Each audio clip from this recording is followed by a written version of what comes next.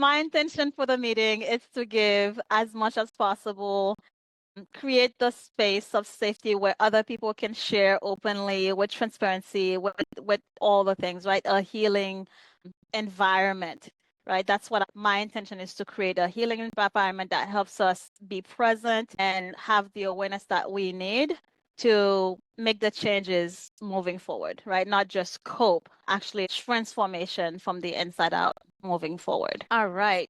Karen, you want to take it and share your intention? Yes, I'd love to. My intention is for this meeting is one I'm practicing more in my entire life, is being present in this moment with all of you, offering from my heart anything that I feel that will contribute to this space and each of us within the space, and honoring what's true for me in this moment, and letting go of the act of trying hard. I think so often, and to reflect some of what Judy is saying, I think that piece of coping, that idea of coping, is we're trying, and it's almost like we're behind and we're just trying to catch up all the time. I want to let go of that feeling and really embody this moment, show up as cleanly as I can, offer what I have, and be present for all of you and for myself. Well, Thank you, I'm Karen. Jill Disser, and the three of us are so similar. We're going to the same destination, but we go in different ways, different roads. We want to bring mindfulness to the forefront, being aware of what's going on, being in the present moment, because that's the only place we can be. And when we start to think about what happened before, what's happening in the future, that's when we get all muddled. So what's happening right at this moment is what really matters, and trying to keep ourselves in the moment all the time. And that's just through the awareness of what's going on. You turn on the news, you look at anything, and they're all over the place, and we've got a lot of reasons to get all harried. So what we need to do is to calm ourselves. I want to improve my life by improving other people's lives, and it's circular. So my intention is to help people quiet their minds and create inner calm through mindfulness and meditation. Welcome, everybody. Thank you so much, Jill. Jerry, would you like to go next? Good morning, everyone.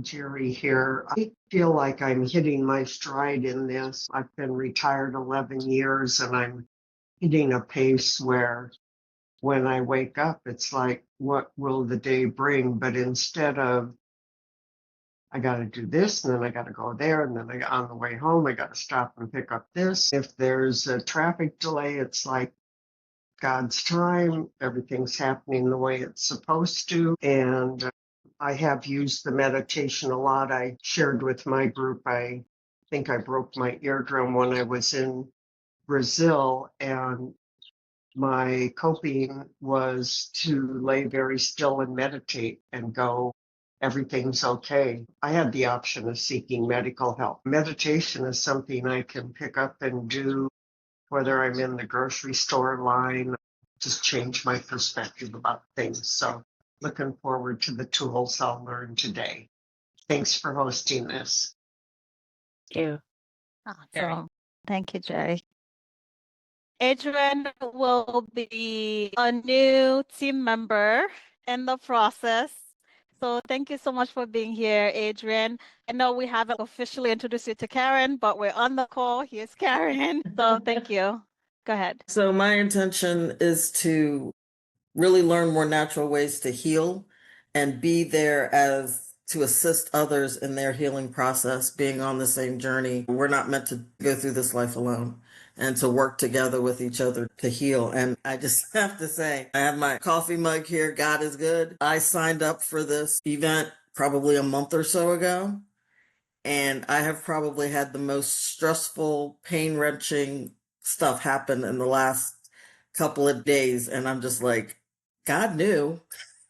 Because I know this is exactly where I need to be. And I'm so excited to get to learn the tips and start working with everybody. So thanks. Awesome. Thanks, Adrian. Awesome. Thanks, Adrian. Thank you. All right, Carrie, Would you like to share your intention for the meeting? Well, I am recovering from a back fusion and going into the physical therapy stage, and it's been painful. I'm used to being an outgoing person. I need to learn to just be in the moment, and it is what it is. This is the process of healing from a back fusion instead of just pure misery. Whatever techniques I can learn would be helpful. So that's my intention. Awesome.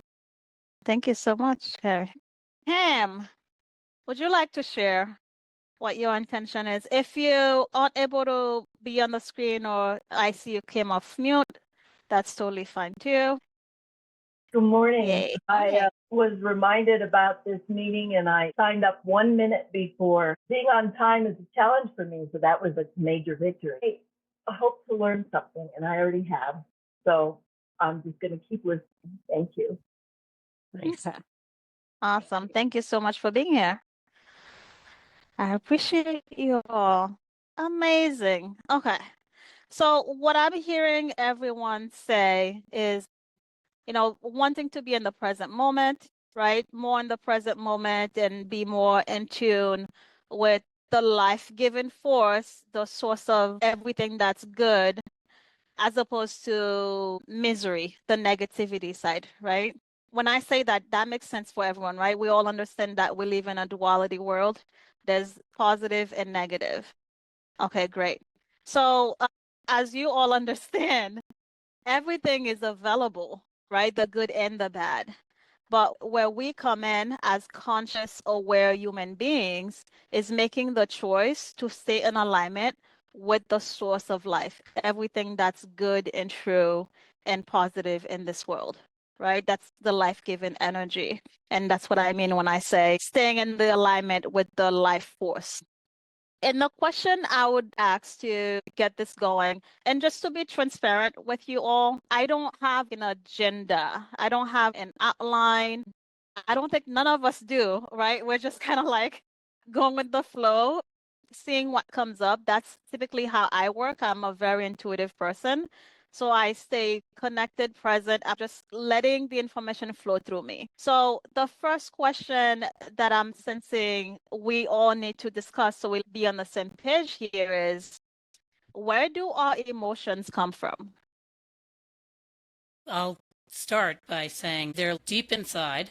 They come from when we were quite young. We tend to pull that up and react. We get into these thought patterns, habits, and when things are rough, we tend to make them spiral. And at that point, that's when anxiety starts to surface and bubble up. So we need to, first of all, recognize pretty much, right away when we're reacting, pause, and then discover different ways of reacting. Jill, I'm gonna stop you. You're giving away Yeah. all the answers. I'm sorry. No, it's okay. It's okay. All right, let's let our guest, because Yes, I okay. know for sure, Jill, you know the answer, Karen, you know the answer. This is the work that we're doing. And I'm not saying that our guests aren't also doing this work, but I'm hoping that we have something to bring to the table that will help our guests, right? So I really want to hear from our guests today where you think emotions come from. Our mood, where does that come from? Our emotions, how we feel. When we feel something at any given moment, where is that coming from? I think it's coming from our minds, our stinking thinking minds. Yeah.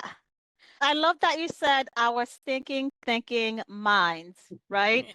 Because if you can look at the mind as like a factory, it produces thoughts, but they are stinking thinking and they are pleasant thinking, right?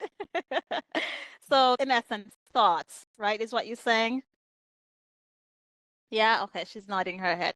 And Tim put in the chat, emotions are stimuli from the limb system.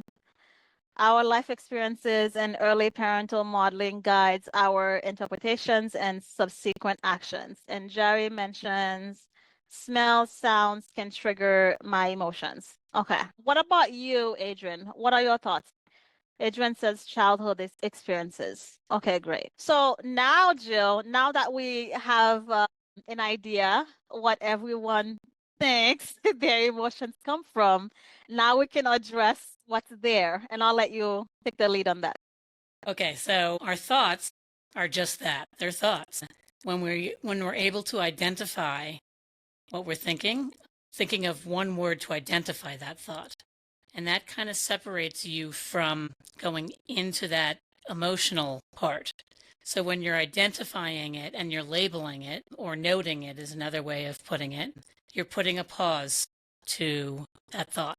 And that breaks the cycle a little bit, but paying attention to it and then understanding that that's what you do, since a lot of this is from childhood, that allows us to say, I think I could do this in a different way. But until you have that recognition and the pause to stop it, you might go into spirals, which is what anxiety feeds off of. Awesome. Thank you, Jill. Karen, you want to clarify any points or add to that? Yeah, one thing that comes up in particular for me is that mind. I think so often a feeling or emotion comes from a should that we've taken on in our lifetime. And one exploration we can say, is that true for me? Is that really something I'm having an emotion because of a should, or I'm supposed to, or I'm having a guilt because of someone else's idea of what should be or what I should do or how I should show up?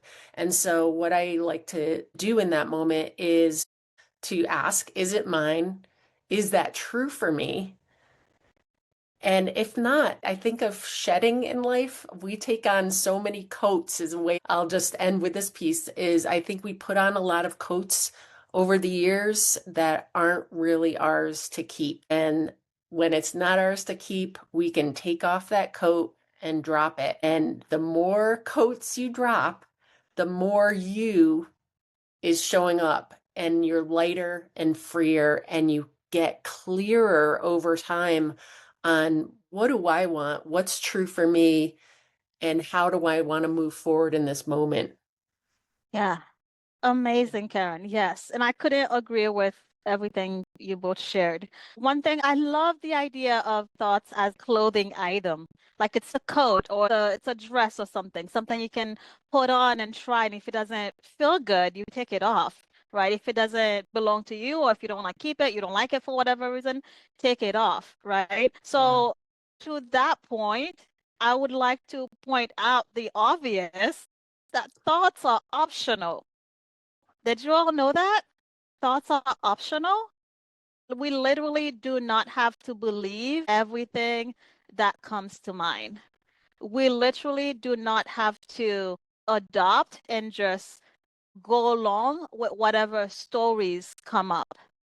Does that make sense? Love that so much. Awesome. Yes, I remember like when I first learned this, that was the catalyst that changed everything for me.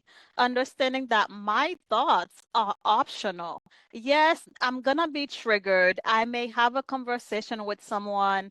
I may smell something that may stimulate me in some type of way, bring up some memory or whatever, right? The experiences of that stuff. Or it could be a new experience, right? And I'm having new thoughts about it because we live in a world that stimulates us in so many different ways through all of our senses, the senses that we know of and the ones that we don't know of.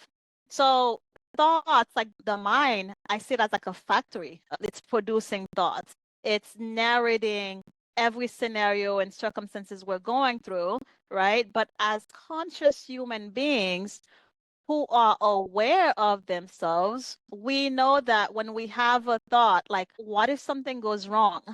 We know that that's a thought, right? And we know that what if something goes wrong is a thought that I don't want to give my attention to.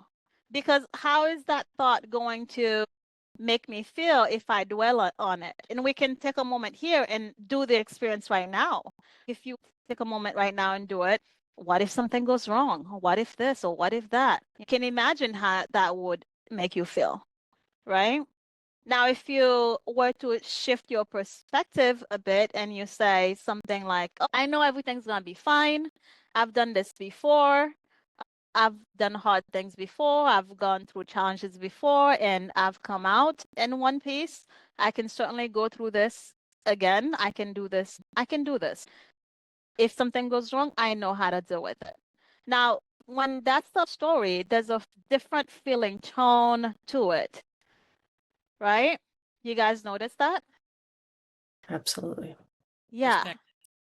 Perspective. Yep. Perspective. So the tone of the story, the tone of the thought, and I love how, Jill, you mentioned identifying the thought. When we label the thought, when we notice that we're having the thought, like, oh, what if something goes wrong? That's a thought. Like that's first labeling it. Okay, that's a thought. Is it positive or negative? That's another way of labeling it. Is it positive or negative? What determines whether something is negative or positive? We do that, right? So you can decide what if something goes wrong? Is that a positive thought or a negative thought based on how you feel? If you feel great, if you feel motivated, if you feel pleasant, you're purposeful, you're driven, great. That's a thought that may be serving you, right? For someone else, it can have the opposite effect. It could bring more anxiety, it could cause worry. It's just that sense that something's gonna go wrong. Like, what if something is wrong? So, the tone of the thought, you labeling it, deciding for yourself, okay, is this good or bad? And you do that by the way you feel. That's how we know when something is good or bad, by the way it feels. And then shifting from it, noticing, knowing that it's an option and that you can shift it. Now, one thing I see a lot of people do, they tell themselves that they're not gonna think about certain things. Like, I'm not gonna think about this, I'm not gonna do this, I'm not gonna react this way. And then we just keep reacting this way and thinking about this and doing all things that we didn't want to do. So let's have a conversation about that. How do we shift our thought process? The thing that hops into my mind is what we resist persists. So when we keep that, what I'm not going to do at the top of our heads, it's kind of like, don't spill the milk, don't spill the milk, shouting at the child that carrying the glass. What are they going to do? They're going to spill the milk. You know what I mean? It's like that idea of what are we putting our attention on is the thing that's most likely to manifest. So instead of doing the negative of what I'm not going to do, embodying, paying attention to those things that we want to create more of in our life. That's what landed for me when you brought that up. Yeah, thank you so much, Karen. Yeah. Absolutely. What we resist persists. And what do we do? I know for me, there was a time a while ago, years ago, I used to experience driving anxiety. And when I would get behind the wheel, I'll be like, oh my gosh, I'm gonna die. I'm gonna die. This person's gonna run me over. Why are they getting so close to me behind me? Like, they're going to run me over. And I would be grappling the wheel, just holding for my dear life. And then next thing you know, I'm frozen. And the energy of what if this? I'm gonna die. Like, panic attack. It blooms into a panic attack and having to pull over the road and do some calm breathing and things. But what I'm getting at though is that I resisted. I was resisting, like grappling and just holding on for dear life. I don't like this feeling. Like, why me? Why is this person getting too close to me? Like, all these thoughts, it's supporting the fear-based idea, the idea that somebody's gonna do harm to me, that I'm not safe, that I'm going to die. So resisting. I'll give you another example where people maybe feel anxious in the gut, right? Like you feel like you get upset stomach or you feel like pressure on your chest or however way anxiety shows up for you. Okay. So think about the way anxiety shows up for you. What is the first thing you do when you feel that feeling? What comes up? That's actually a question that I want us to take time to answer.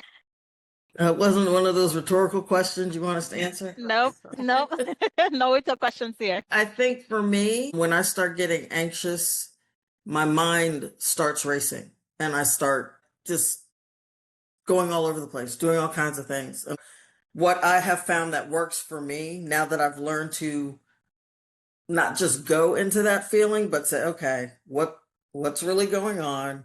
And I try to sit, take some deep breaths, relax, and think about what is causing me to feel that anxious, and then what can I do about it? And if there's nothing I can do about it, what can I do to show myself love and to take care of myself? And that's something I've learned in the last couple of years, probably, because I would just be a big stress ball.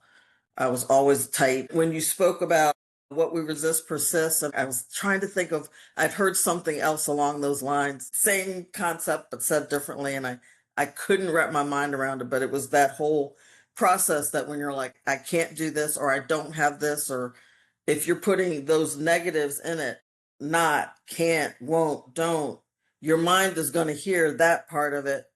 And that's what you're going to end up doing and end up happening. So turning that positive.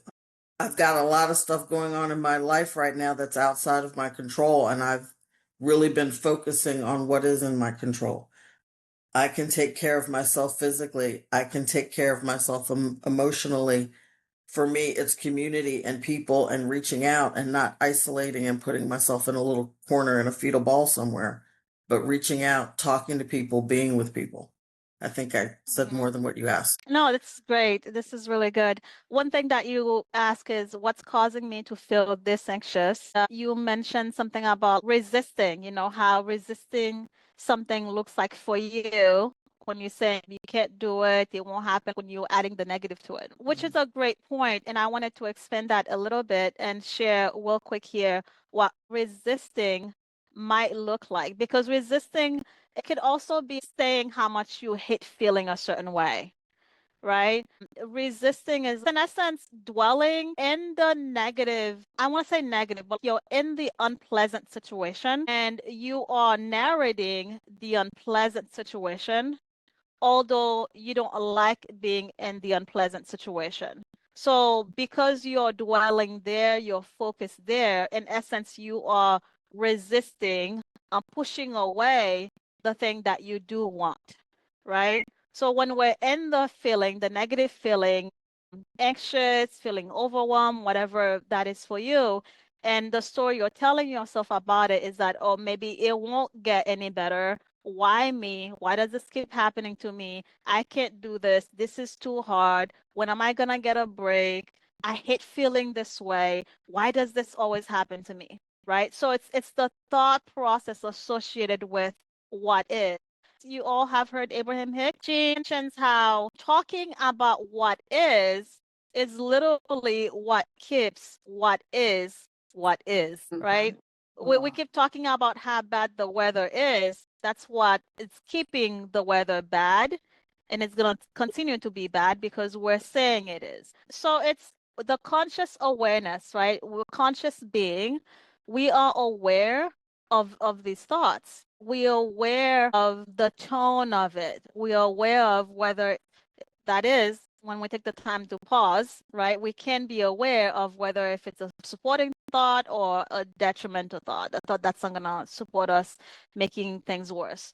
But here is what I want to stress the most in this meeting, though, is that thoughts are optional. As a conscious human being, awareness of self, you get to decide which thoughts you dwell on. Understanding that wherever you choose to dwell on is what's going to affect you. Yeah, I just wanted to say a point on that. What you're talking about is one thing that is important to remember. What is the story of your life? What do you want the story of your life to be? And think about that when you reiterate your story. So if you're sharing with multiple friends or even to yourself how things are bad or this keeps happening kind of thing, we keep reinforcing the story we tell.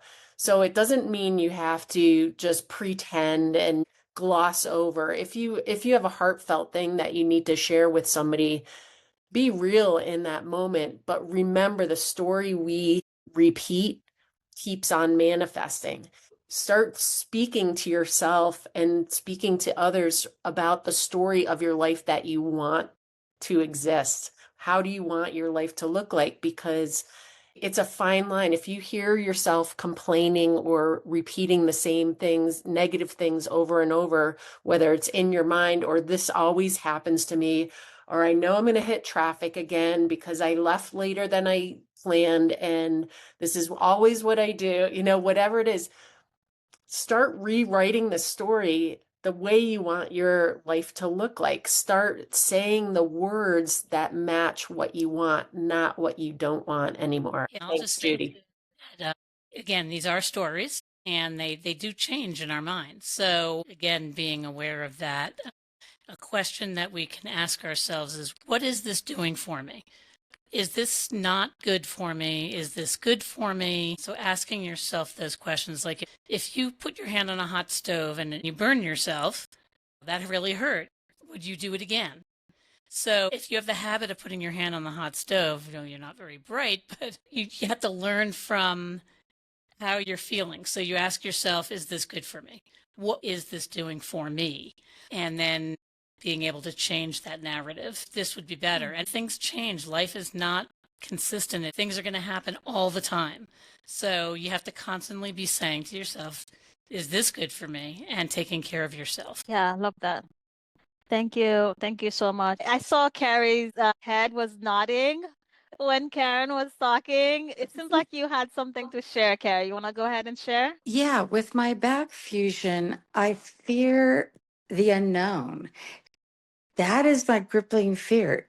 Did this work? I'm doing everything I'm supposed to do.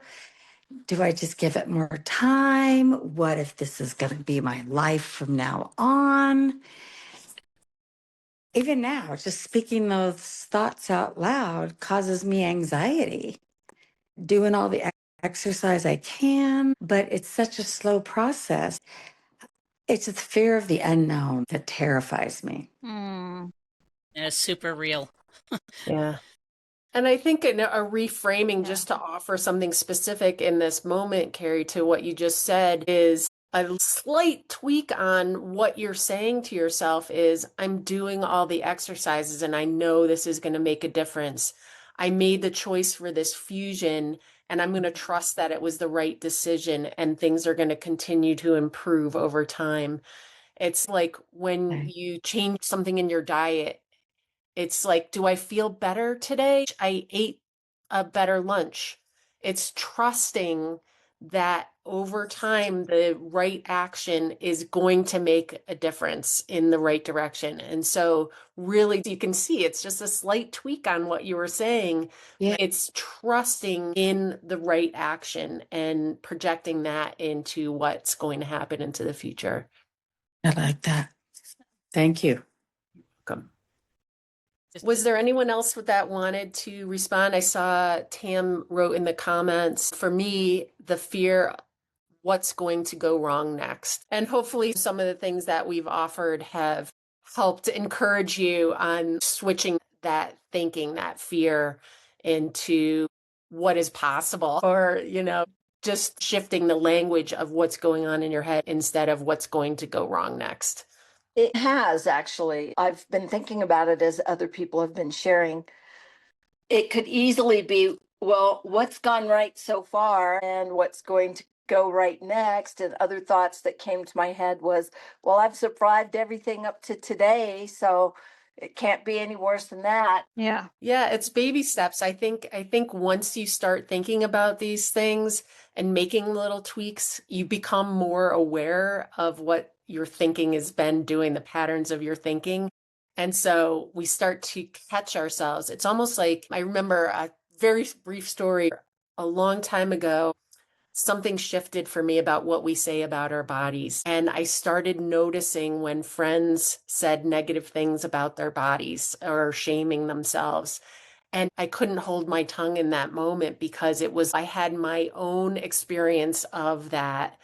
And now it pained me physically to hear someone shame themselves or say negative things about themselves. And once you start hearing it, you can't unhear it. And it builds and builds, and your tolerance for that negativity whatever it is for you will start to open your eyes more. It'll be easier to catch yourself over time and shift that thinking. Awesome. I miss what Tammy mentioned, but I feel like I get a gist. One thing I'll add here, because right now we're having this conversation, it makes sense. It's easy to grasp, right? Everything makes sense. But once you step away, it's here I go again. These thoughts, how do I get rid of them? I know I keep doing this, right? So one thing I do want to point out is that the quality of the questions you ask. So the questions that you allow yourself to ask of yourself will give you the answers that's associated with that question. So for instance, if you're saying, Tim put in the chat here, what's going to go wrong next? So what's going to go wrong next? That question implies that things always go wrong, right? And something's going to go wrong, and you're wanting to know what the thing that's going to go wrong next is. So literally, that's where you're putting your brain power and focus on looking for the next thing that's going to go wrong. And guess what? You're going to find it. Whatever you're looking for, you find. Seek and you shall find. I'm not a very religious person. I'm not even a Bible person, but every now and then I find myself quoting the Bible. I don't know why, but it's something that I do. I know, like it says in there, seek and you shall find. And I find that to be very true. Whatever I'm looking for, I find. Think about losing something you thought that is lost and you're looking for it. Have you been able to find anything you thought is lost? No, you haven't. You're like, oh, it's lost. I can't find it. It's not until you stop looking for it, you shift your thought, you're thinking about something else, and then you find it in the places that you were looking for it, right? Has that never happened to you? It's happened to you, right? Yeah. So that is why we literally cannot see what we don't believe is there. If we think something is lost, we're not going to be able to see it. If we think something isn't possible for us, it's not going to be possible for us. We are that powerful. Our thoughts are that powerful. There's a lot in a question. As I said, with this question, what's going to go wrong next? The implication of the question. Do you guys see that? Okay, let's put another question in the chat so we have another example. Someone gives me another question we can work with. This is Jerry. My question usually is, what's the lesson? What's the lesson? Awesome. Now, this question, would we agree that it's a question that might support our well-being, or would it be a question that wouldn't be supported? How would we categorize this question? What's the lesson in this? How would we categorize this question? Positive, negative? My thoughts are positive because I had a car accident in January, and instead of going, why is this happening? Why is it happening to me?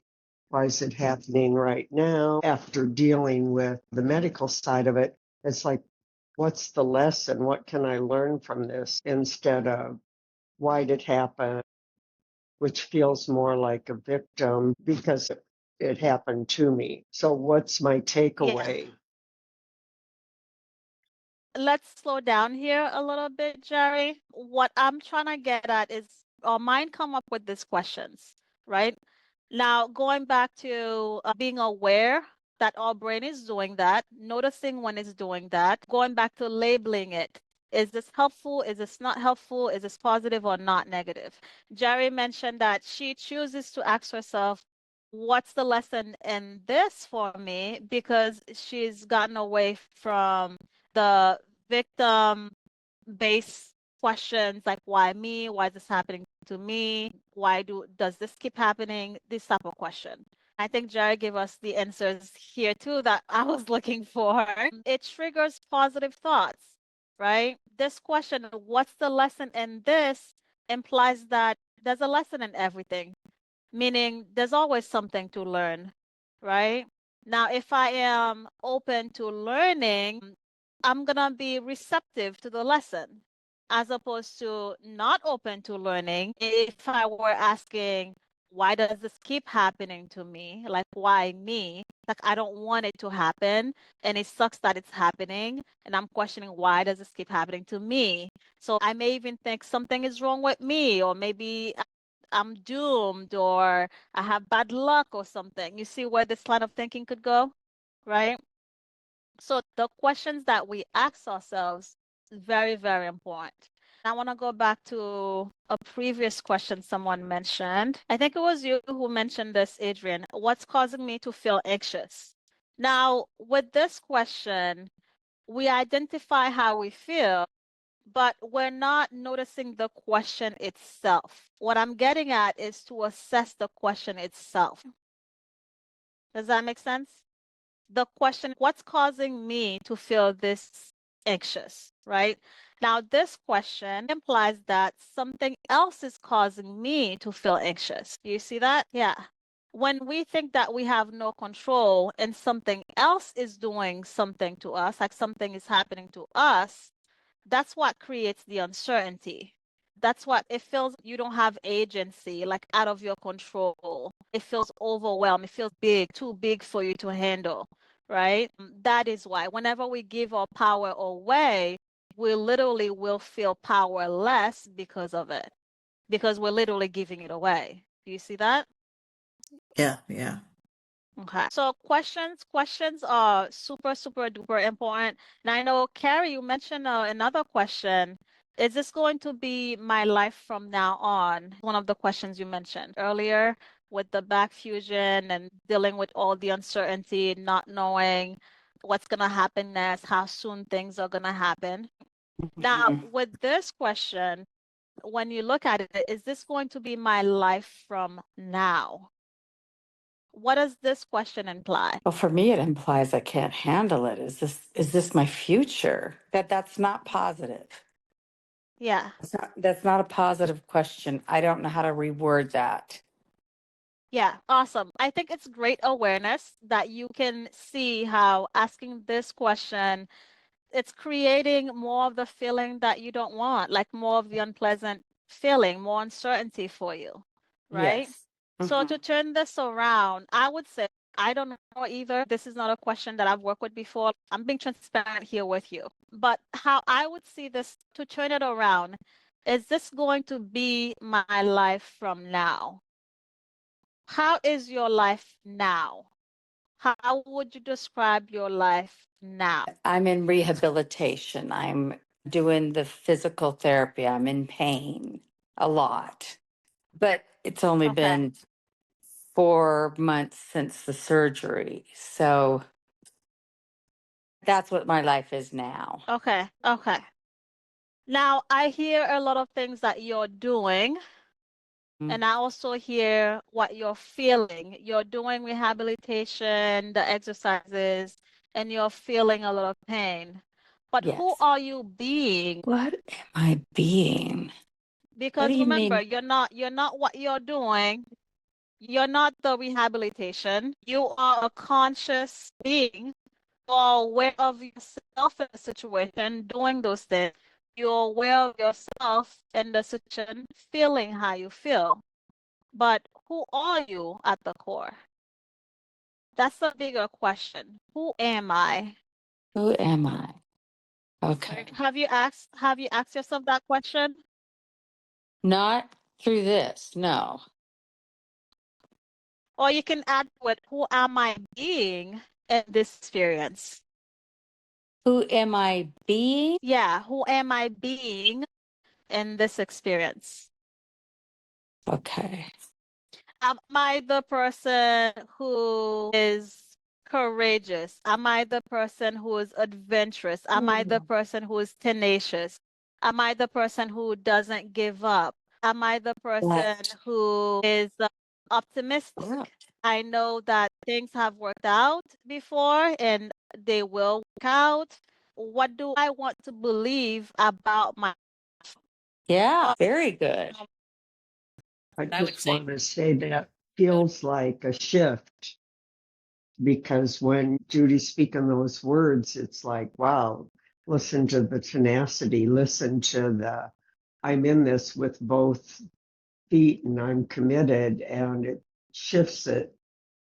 And of course, I can relate to the fear because after the liver transplant, I just wondered, I mean, is my stomach always going to feel like somebody kicked me in the stomach?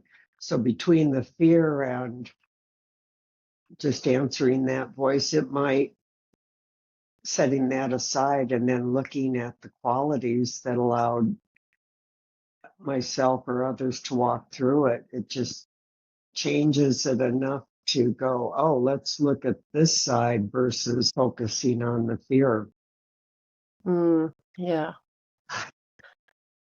I was just going to offer a couple of bullet points since we are like 3 minutes left. I do want to be respectful of everyone's time. I don't want to drag this out any further than necessary. Yeah. But key points I'd like to reiterate, I suppose, is that thoughts are optional, right? The questions that we ask ourselves determine the answers that we get. If you notice yourselves asking a question, answer the question and assess the question and answer it. That is the work. Instead of asking what is causing me to feel anxious, what am I thinking? What am I thinking that's leading me to feel this? Because it's all from thoughts, right? Our perception, how we see the thing, how we see ourselves, what we're making it mean. It's all stuff that we are doing to ourselves, but unconsciously. The way we make that conscious is by questioning it, being curious about it, and assessing it. That's how we get from coping to thriving. Okay? All right, Karen, take it away.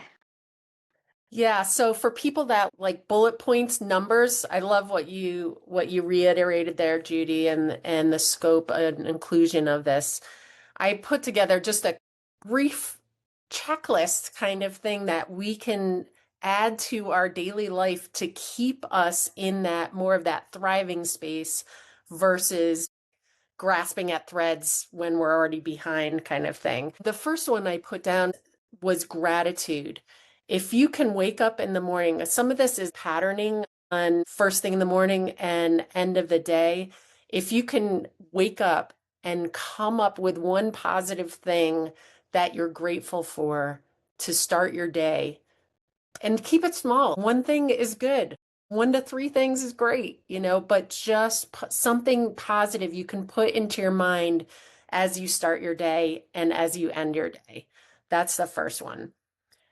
The second one is in the morning, take some deep breaths while you're still in bed. Full deep breaths and full exhales. Really get that old air out and take in a new fresh one. That is my number 2. And it doesn't have to be a whole routine. This can be in seconds, you guys. It just can transform. The third is moving your body in some way throughout the day that feels freeing, nourishing, gets your circulation going. It's transformative. You can build on little things. It can be a walk around the block. It can be like shaking out your arms and legs for 2 minutes before you sit down to work. More whole foods. So add a little more veggies to your day. That gets more fiber in your system, probiotics, prebiotics. We haven't had a lot of time to talk about it, but the gut-brain connection is powerful for our mood, for our emotions, our mental state. Feed your gut.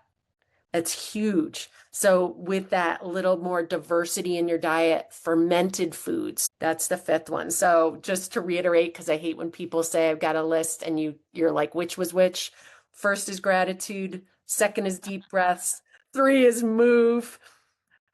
More vegetables and whole foods. Diversity of the diet and fermented foods. 6 is specific supplementation. I can talk more about this another time, but there are specific probiotics and prebiotics that can change what's happening in your brain. And 7, and this is one of the biggest ones that I'm coming back to more and more and sharing more and more with people, is trust in your capacity to show up in the moment. You're an adult woman.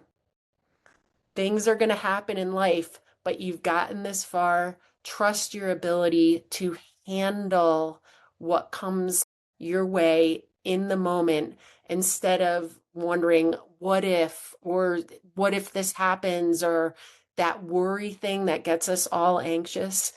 If you let go of projecting into the future and say, I know I have the capacity to show up for whatever comes my way, that will help you let go of this projecting into the future and worrying about what's going to happen. So those are a couple of bullet points for you that you can take away going into the rest of your day. I just want to, I know we're at the end, but I just want to say that your body is always talking to you, and it's time for you to start to listen to it.